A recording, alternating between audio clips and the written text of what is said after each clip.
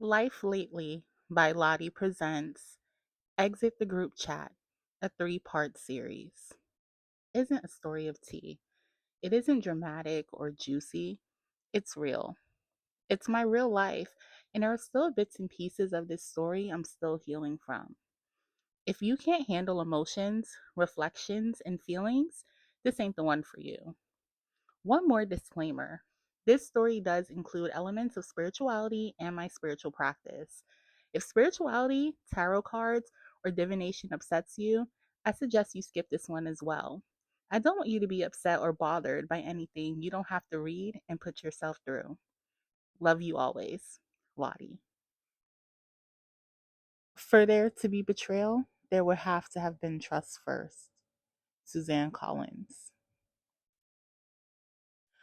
Growing up, friendship was never easy for me. I was always the odd one out. Too sensitive, too emotional, too much. The crybaby, the weird one, the one people joked about, excluded, or simply didn't understand. I spent years navigating school hallways and social spaces feeling like a ghost that was present but not really seen. And even as I got older, that lingering ache of not having a quote unquote circle followed me into adulthood. So when I finally found myself surrounded by people who actually showed up for me, it felt like something sacred.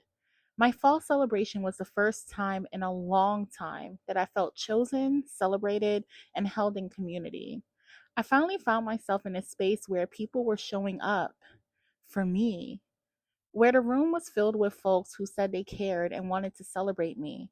It felt like something divine, like the universe was finally gifting me the friendship and support I had always prayed for. I didn't take it lightly. I cherished it, protected it, honored it. What I didn't realize at the time is that not every blessing is meant to last. Some are sent to teach, some are sent to test, and some are sent to trigger the very healing you didn't know you still needed. It was time for my fall event that I was super excited to have. All my local favorite people in one place celebrating me for the night. After being confined to Houston, Texas for the past 3 years, I was ecstatic. So, of course, Ryan and Brittany was in attendance. Along with them were some old friends who I knew via Facebook, my situationship I should have never invited. And lastly, Asia. This was my first time meeting Asia in person, but we actually knew each other for over 10 years. I met her through my ex husband years ago when I was married. She knew my ex since they were kids and they grew up in the same neighborhood. We've been Facebook friends since then, and I've seen her go through many life milestones and vice versa. But I think what really solidified our bond was the fact that when my ex was cheating on me publicly on social media, but had it hidden from me, she took screenshots, include me in on what was actually going on. Was the only reason I was able to catch him cheating on me the final time and really walk away from him for good. I always felt indebted to her for that because she didn't have to say anything. She could have been just like the rest of his friends who saw the betrayal, laughed, and kept scrolling. She did me a solid, more than I could ever thank her for. In response to her doing that, my ex, of course, blasted her on social media, talked shit about her, and xed her out of his life for good. Typical nigga shit. But from that moment on, me and her have been really good online friends. We stayed in each other's friends list until she saw me having my event and she said she would come through. I was excited to meet her for the first time. And she was in person what I expected: sweet, caring, funny. We got along really well. That night, I also met Brittany for the first time. She was super sweet and bubbly. She complimented me on my outfit and hair, which I appreciated. I thought she made a great pairing with Ryan for sure. The event went well, and everyone seemed to have enjoyed themselves and had a great time. Once the night neared to an end, we all agreed that we should link up again. I threw out the idea of doing a Friendsgiving event because I've always wanted to do one, but never got to do it or never had enough friends at the time to throw one. Everyone seemed down for the idea, and I agreed to plan it. So before the event, we already had a group chat to coordinate the day of. I used that same group chat to organize the Friendsgiving. And planning it went pretty smoothly. Everyone chimed in on what they would bring, and we settled on a date. Simple, right? Well, it was all straightforward until the day of the event. It went from a planned event for 9 to 10 people to only be withered down to me, Ryan, Brittany, and Asia. I wasn't just pissed off, I was hurt. We planned for 10 and ended up with 4. I had thrown my heart into this, and it felt like no one showed up for me. The dark liquor at the link up didn't make my mood any better. It just made me sadder. LOL. Everyone, especially Asia, tried to cheer me up. She told me that we had all this food, drinks, at home karaoke, and games. So what? Most people canceled. She told me, we're here and we're going to have a good time. The 4 of us, on our own. I agreed, but still couldn't shake my mood. But I did try to get over it and enjoy the night. We ate good, got dark liquor wasted, and played games and music for hours. The next day, once I was finally out of my Jose Cuervo induced slumber, I made a new group chat and only added in Ryan, Asia, and Brittany. No shade, but people canceling last minute really got to me. I felt like it was not only inconsiderate, but a complete waste of my time planning to get together.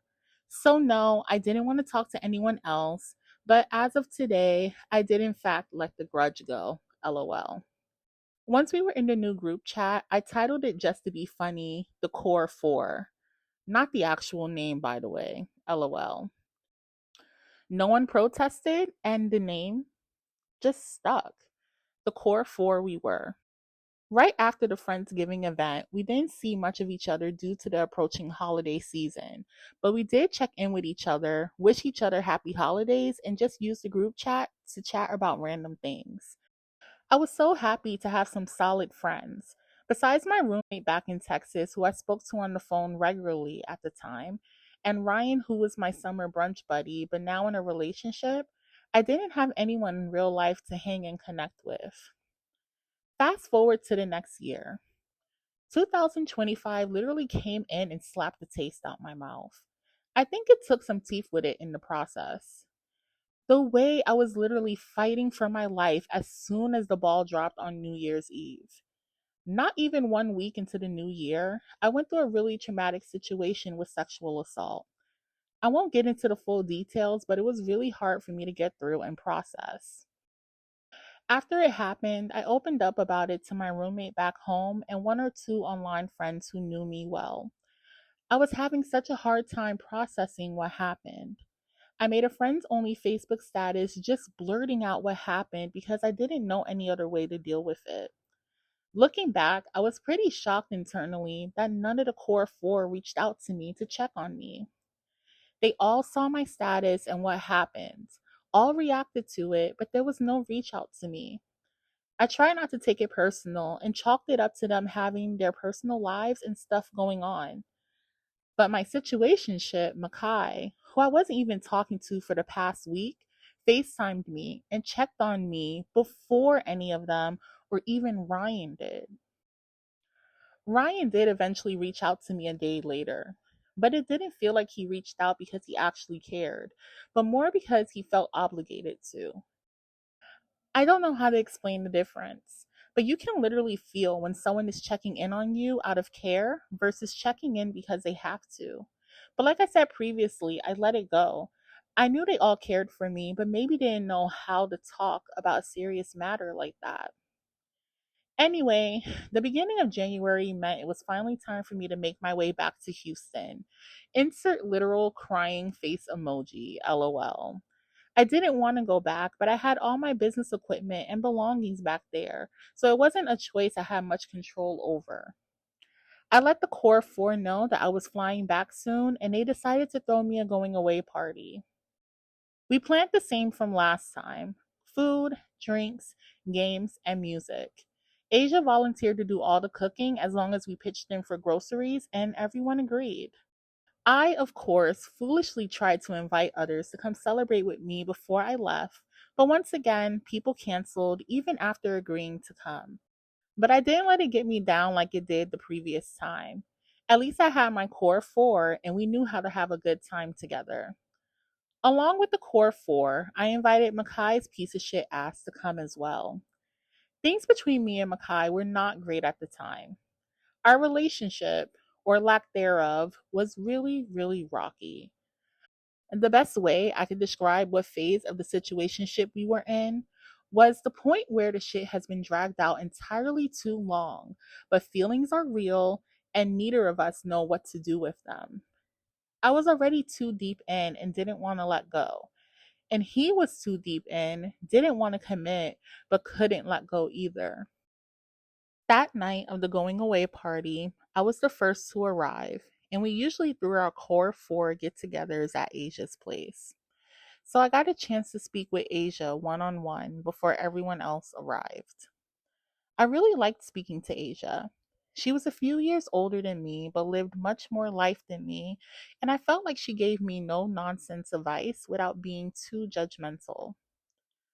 I, of course, spoke to her about me and Makai and how things were going. She tried to get it through my thick skull that he was just using me and dragging me along without commitment because I was allowing him to. And even though I knew she was right, it was still really hard for me to let go. Friendships and relationships in general were always a sore spot for me.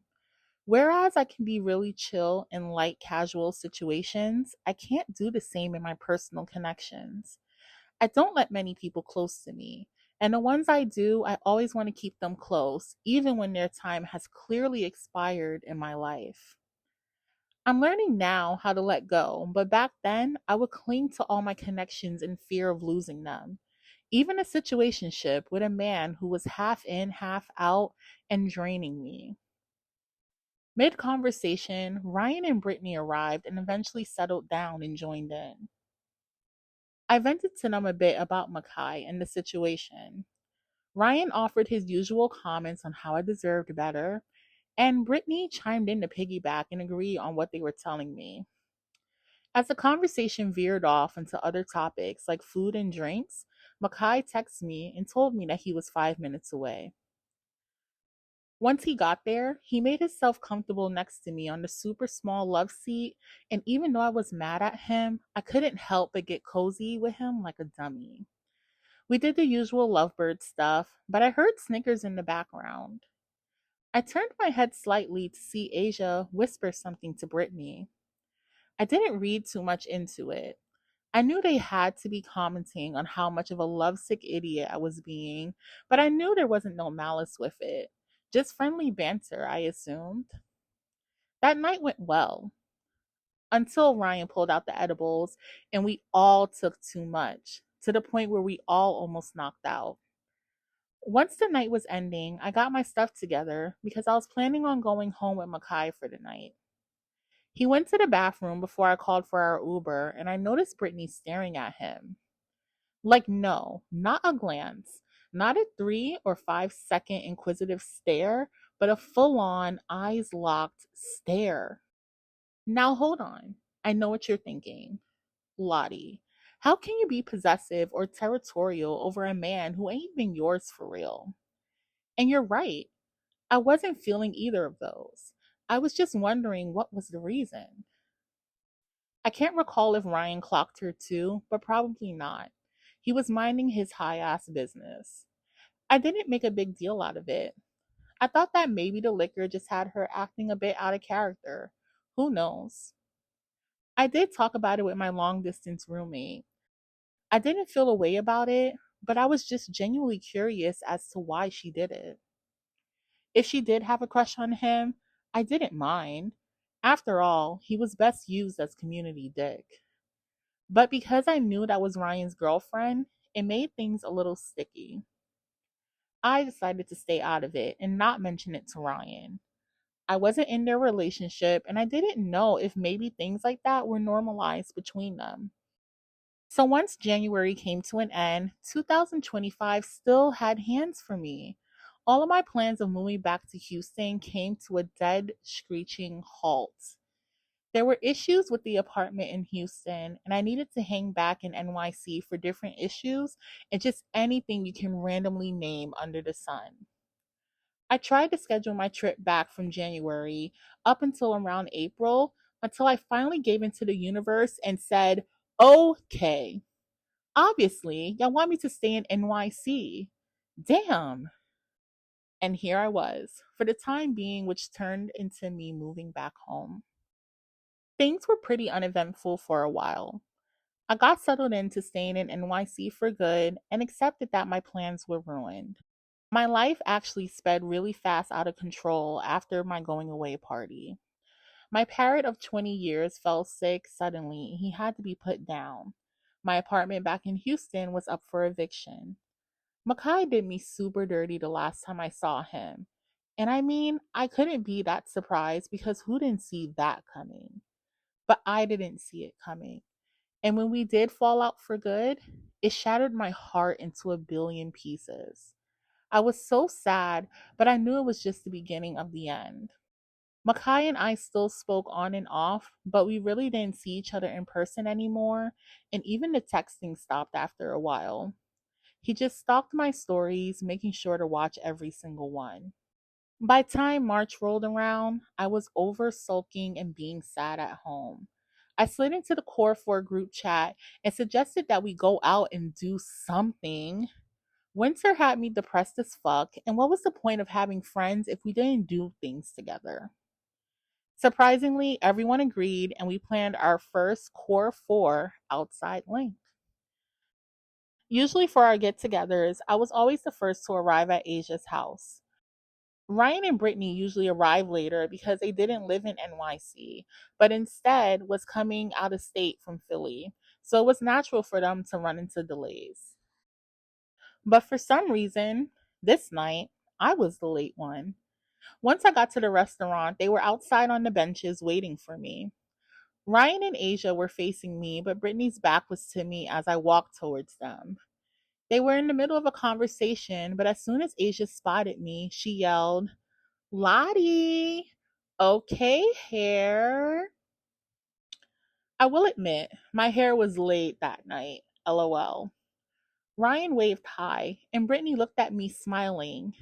Wow, she said, your hair does look amazing. Thank you, I replied. I also wore some of my custom press on nails that night as well, and Asia spotted those too. It was like she was doing an x ray scan of me as soon as I got into her eyesight. Ooh, she exclaimed, those nails are tea. Brittany looked onto my nails and nodded in agreement. Yes, your nails are so cute, she squealed. I thanked them, a little overwhelmed with compliments, and did the usual small talk, checking in with everyone. Once our number was called for our table, we made our way inside, but there were people wall to wall. It was even a line to get in the doors. Finally, we were seated at a four-seater table in the most awkward spot possible. LOL. I sat across from Asia, and Ryan and Brittany sat across from each other. I looked to Ryan on my left and asked him if he wanted to trade seats with me so he could sit next to Brittany. I knew the couple thing. You want to be next to your boo all night. To my surprise, Ryan told me no and that I didn't have to move. His energy was off, to say the least. He didn't make any eye contact with me and kept his eyes on the table or in his phone. I ignored his nonchalance and turned to my left to Brittany. Hey, Brittany, do you want to switch seats with me so you can sit next to Ryan?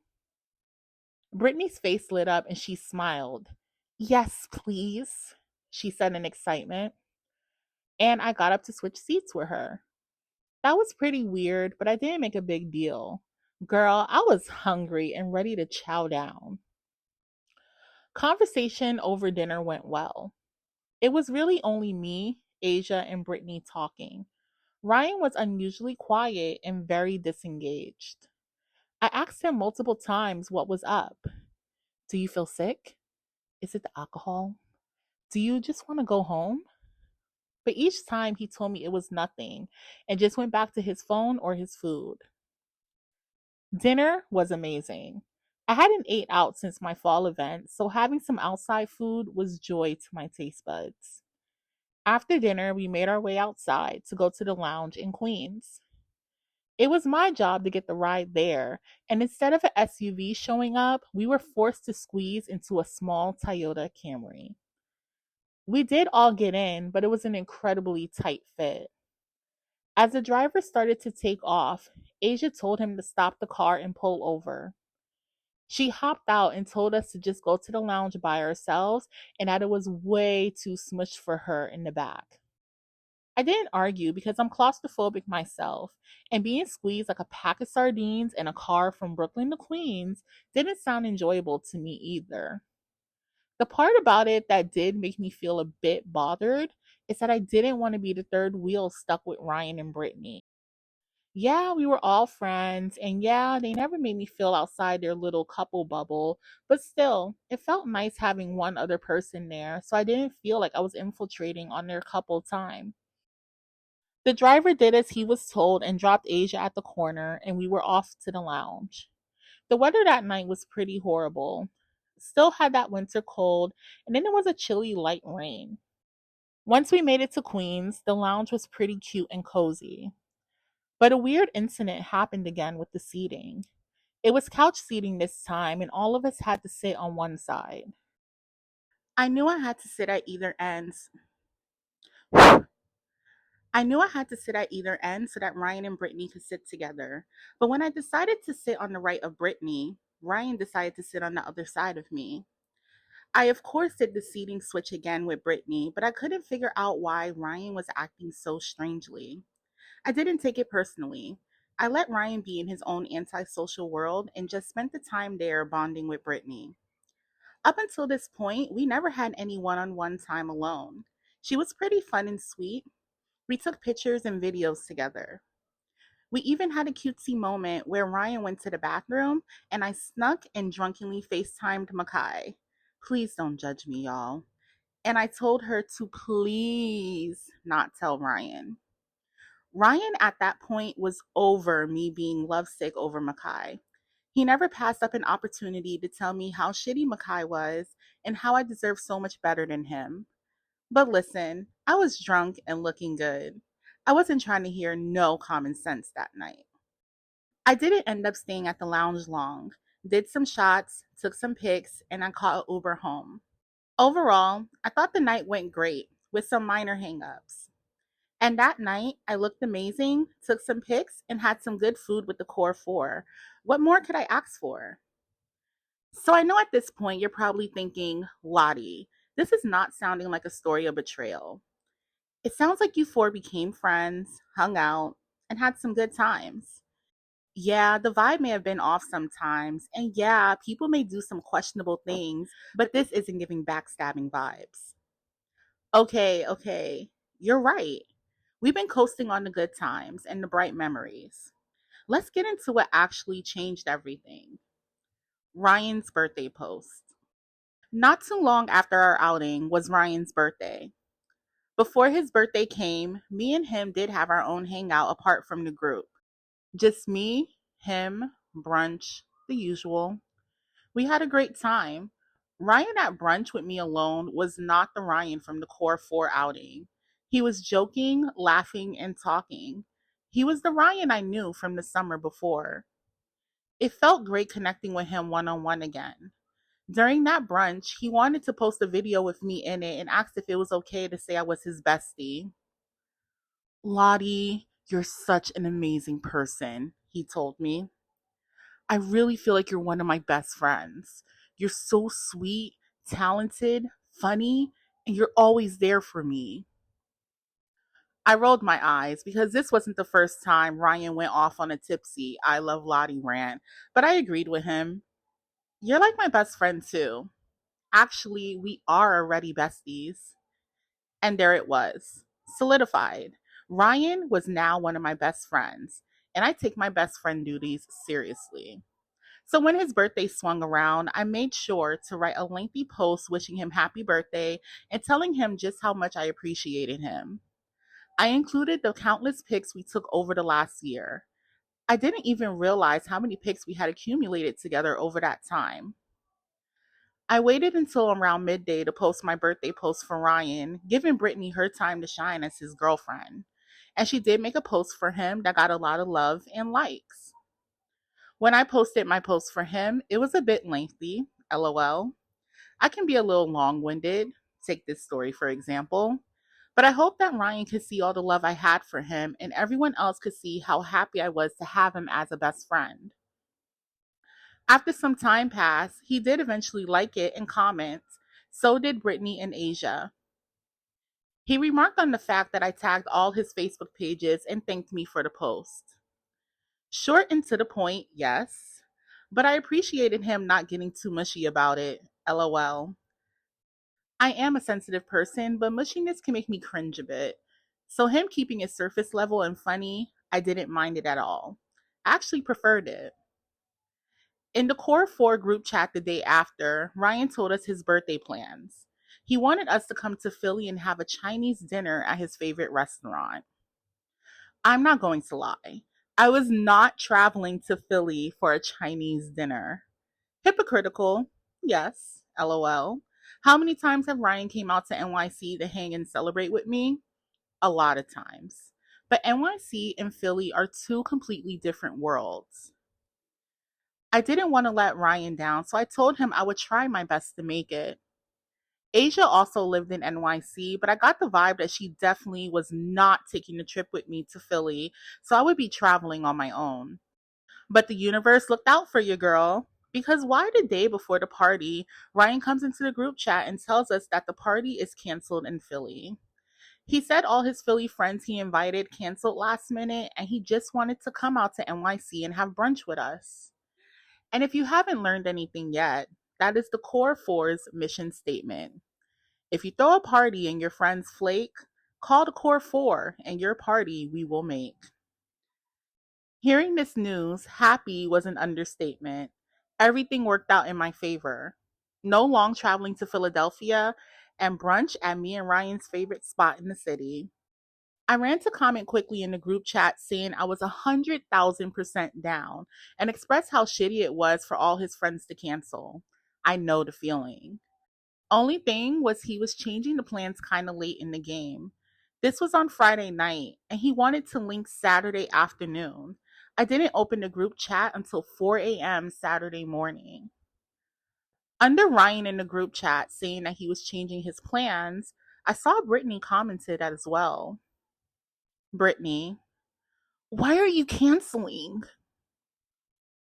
I thought. That's strange. Ryan canceled his birthday outing and told the group first before telling Brittany. Awkward. I didn't comment on that and just reassured Ryan that I was definitely down to hang Sunday if he wanted to. Me. Come out Sunday if you still want to come. I would say today, but it's super last minute. Again, I was responding in the group chat at 4 a.m. I didn't expect anyone to reply back quickly. Around 8 a.m., Ryan came back in the group chat. Ryan, most of my Philly friends canceled for reasons, and I don't want you guys to come all the way to Philly when it's only you guys. I wrote back, I'm sorry to hear they canceled on you. That's super shitty. Come out Sunday if you want to come. I would say today, but it's super last minute. I clicked out the group chat and went to do something else on my phone until I got a notification. It was Brittany responding to the group chat. Brittany, Ryan and I are going out tonight. And she included a heart face emoji. Instantly, my intuition started going haywire. What she said was simple, but I couldn't help but to feel away. Ryan just said 15 minutes ago that he was down to come out to NYC to have brunch with us. And then now, you're in the group chat saying that you both are going to dinner tonight. It also bothered me a bit that it was Brittany saying all of this and not Ryan, since it was his birthday plans and he was making the plans. I couldn't help but to think that these quote unquote plans were made on the fly, and it wasn't actually a plan at all, just something that was manufactured in the moment. As you can imagine, it led me to start thinking other things. Like, why would Brittany all of a sudden throw out that her and Ryan are going to dinner tonight? Why the heart face? We were supposed to go to brunch tomorrow. What does dinner between you two tonight have to do with that? Ryan told me himself he wanted to celebrate with friends, not a one on one dinner. He literally just said that he wanted to come out to celebrate. And the biggest burning question of all, where the hell is Ryan? I checked Facebook Messenger and saw that he was indeed online, but he didn't say anything. He even read Brittany's message in the group chat and didn't intervene. I waited almost 20 minutes to see if Ryan would say something, and he didn't.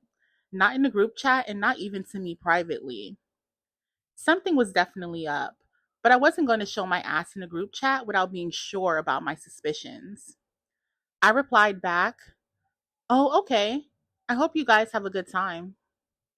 Ryan again was in the group chat, and I saw that he saw my message and he didn't say anything. But Brittany commented again. "Thank you. He said I could practice my wrestling moves on him. LOL. Okay, bitch, I thought. Now you just doing the most. I never got these vibes from Brittany before until today. It was definitely giving, I don't want my man to spend his birthday with you, and I'm going to speak for him. Which was so weird because she never acted like this before. Asia was also in the group chat, reading everything but not saying anything. I felt like Asia could feel the tension a bit, but also, I don't think she really wanted to go out with us at all that weekend, which was okay. But I couldn't be the only one peeping Brittany's switch up. I took a moment to reread the chat and really be sure I wasn't blowing anything out of proportion, but the timing was so weird. I inboxed Asia personally. She was the only other person in the group chat that would be upfront with me about how everything was unfolding. I didn't want to inbox Ryan directly because I already felt like he was in cahoots with Brittany's sudden dinner plans. I told Asia to check the group chat and see what Brittany wrote. That didn't seem kind of weird, I asked. I hope she doesn't think I want Ryan or something. He's my best friend. Asia replied, "Yeah, it does seem kind of funny." She took a pause and then sent some more text. "Y'all are friends. Just inbox Ryan and talk it out." Respectfully, her advice wasn't hitting enough for me. I was put in a difficult decision. I didn't want to ruffle any feathers, but I didn't understand why everyone was acting so out of character. Brittany acting territorial over Ryan, Ryan being distant and quiet, and Asia just being Asia. Not really here for the mess, but on the fence. I let it go and assured myself in my head that Ryan would eventually hit me up and explain what was going on. Maybe Brittany just craved some alone time with him and he was stuck in the middle or something. Saturday went by and there was no birthday outing pictures posted by either of them, which wasn't normal. Every time they did anything together, Brittany made sure to post couple pics. Once Sunday came, it was around 2 p.m. in the afternoon and still radio silence from the both of them. But I did get an out the blue voice message from Ryan. He just told me that he wouldn't be able to have brunch with me today because him and Brittany was going out to dinner that night. But didn't Brittany say that the dinner was supposed to be last night, not tonight? Also, it was 2 in the afternoon. Brunch was not even in the question anymore. And it was too late to plan anything even if I wanted to. So many questions ran through my mind. Is this his way of apologizing or canceling? Why would he quote unquote cancel plans that was never made? Why is he reaching out to me right now? He was in the group chat. He saw the messages. What the fuck is going on? I ignored his message and closed out the Messenger app. Now I was 100% certain that something was definitely awry. The whole story wasn't adding up, even in the slightest. I called my long distance roommate Sam, who was back in Houston, to talk to her about it. She was the only one I knew that would be real with me and not give me no cookie cutter answer like Asia did. Now, Sam, she knew the ins and outs of the core four from the very beginning. She was keyed in all the way back to the first date with me and Ryan, so she knew all the tea. When I told her about the weird group chat situation, she told me, duh, Lottie. She saw that birthday post and she wants you to stay the fuck away from her, man. We both laughed. Her, because it was funny, and me, because I would have denied it, but shit. At this point, it was ringing to be true. How could she be mad at the birthday post, though? I asked Sam. I posted afterwards. Her post got way more likes, and I didn't say anything off the wall. Sam commented how it could have been overboard, saying how Ryan was a great friend, a great son, and a great boyfriend. How is that weird? I asked her. I didn't say he was my boyfriend. I see the way that he treats Brittany, and he is a great boyfriend to her from what I can see. Sam agreed, but still told me it could be looked at sideways from onlookers, including Brittany. I didn't want to believe it. I didn't want to believe that my sentimental best friend birthday post for Ryan could be taken in any other context but a friendly tone. So I consulted someone who I knew would give it to me straight, no chaser. My tarot cards. Even as a reader myself, I try not to run to my deck for every little inconvenience. Spirit always tells me, come to us when you need clarity. But baby, their version of clarity usually involves dragging me to the underworld and back every single time. And sometimes I do not want the smoke. But this time, I needed it. I knew something was off. I felt it. But I needed confirmation. So one night, I lit a white candle, turned the lights down low, and sat with my cards in stillness. No distractions, just me, spirit, and the truth. First question, that birthday post.